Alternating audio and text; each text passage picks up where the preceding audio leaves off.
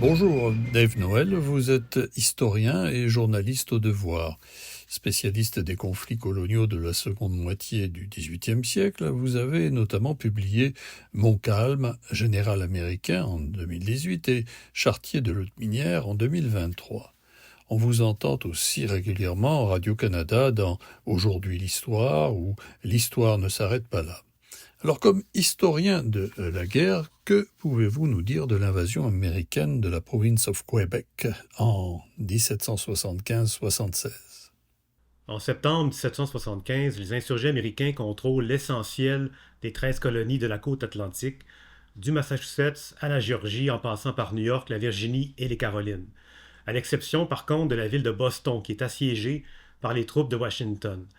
Au même moment, on décide du côté du Congrès de Philadelphie d'envoyer deux armées à la conquête du Canada.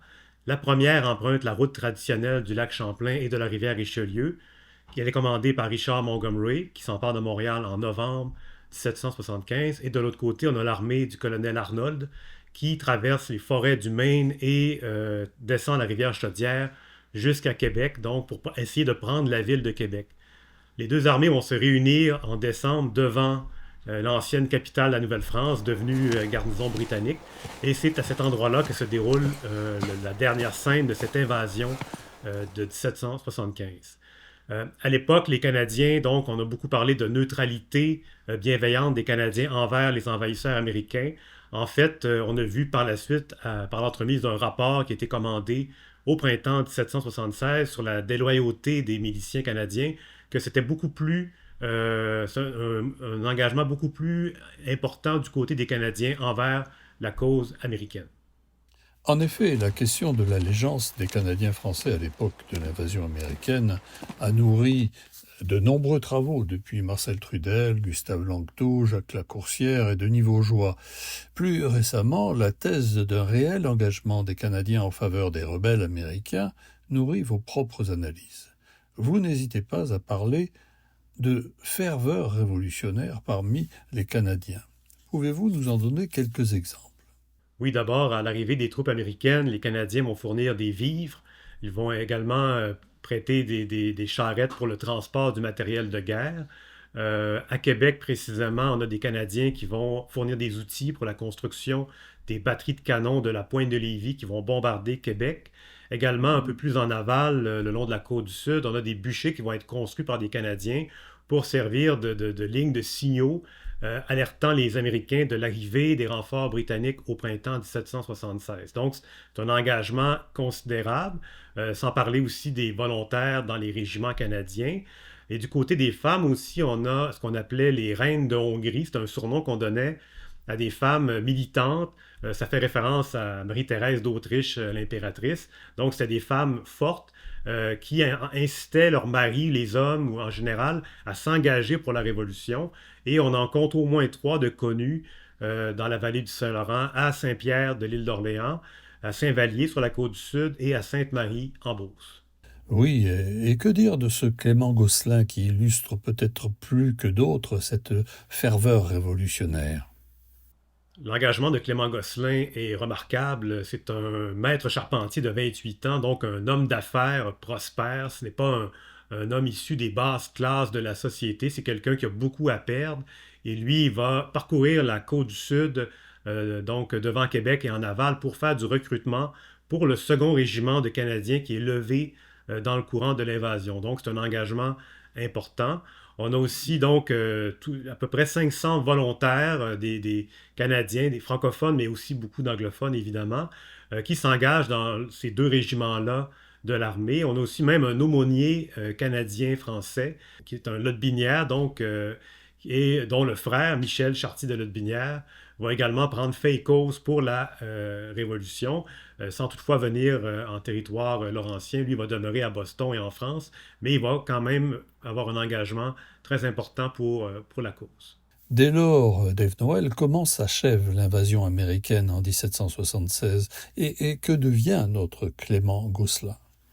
Oui, donc l'invasion est marquée par le fameux assaut du 31 décembre 1775 pendant une tempête de neige, un assaut contre la base ville de Québec qui est repoussé dans le cours de la journée, de la matinée. Par la suite, le blocus de Québec va être maintenu jusqu'au printemps. Les Américains vont perdre beaucoup de troupes en raison de la petite vérole, une épidémie qui se répand dans les troupes.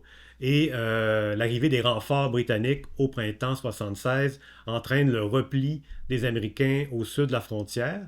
Et du côté de Clément Gosselin, lui, va retourner d'abord dans sa famille. Il va être arrêté quelque temps et libéré dans un acte de clémence du gouverneur Carleton.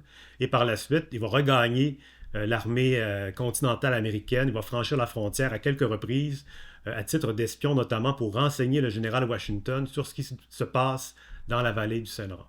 C'est donc dire, Dave Noël, qu'une fois l'invasion avortée, la guerre se poursuit de plus belle dans les années suivantes de 1776 à 1783. Alors, qu'advient-il des fameux régiments canadiens qui sont devenus en quelque sorte apatrides? Est-ce qu'on espère encore conquérir le Québec?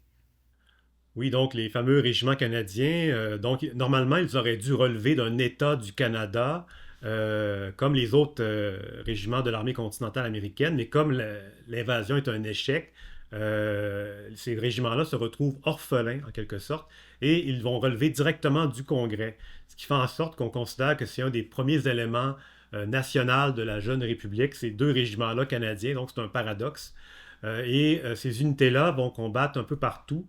On va les retrouver en 1777 lors des combats pour la défense de la capitale Philadelphie qui va tomber aux mains des Britanniques. Et on les retrouve aussi en 1778 à Saratoga, la grande victoire américaine qui amène la France à s'allier aux insurgés. Donc c'est un combat très important et ces régiments-là sont présents à ce moment-là. Oui, c'est l'arrivée de Lafayette, le fameux héros français de la Révolution américaine. N'y avait-il pas un nouveau projet d'invasion à cette époque-là, en 1778? Oui, Lafayette, faut pas l'oublier, c'est d'abord un volontaire français qui combat au sein de l'armée américaine. Il ne fait pas partie du corps expéditionnaire français de Rochambeau qui va débarquer dans les colonies un peu plus tard. Et en 1779, on lui confie des troupes au nord de l'État de New York pour une invasion éventuelle, mais il n'a pas les effectifs nécessaires pour franchir la frontière, ce qui fait que ça va se transformer en manœuvre de diversion pour permettre à un autre corps d'armée américain de dévaster ce qu'on appelait l'Iroquoisie au sud du lac Ontario. Donc les Iroquois avaient pris fait et cause pour les Britanniques à ce moment-là. Aussi, les régiments canadiens, on leur confie la construction d'une route d'invasion, un projet routier impressionnant qui mène jusqu'à la baie de Missisquoi, donc au lac Champlain, qui va demeurer inachevé. Et pour eux, c'est un espoir de reconquête parce que, évidemment, ils sont compromis. Ils sont à l'extérieur de leur territoire, leur futur État éventuel. Par la suite, on va fusionner les deux régiments canadiens en une seule unité. Et cette unité-là va combattre à Yorktown, qui est le point de bascule de la Révolution américaine qui va mener à leur indépendance. Oui, passionnant. Deux mots encore, Dave Noël. Comment Gosselin finit-il sa carrière militaire? Oui, Gosselin va combattre jusqu'à la fin du conflit. Il va être notamment à Yorktown où il est blessé. Ensuite, le régiment est dissous au terme des combats et lui-même, il prend sa retraite à titre de major américain.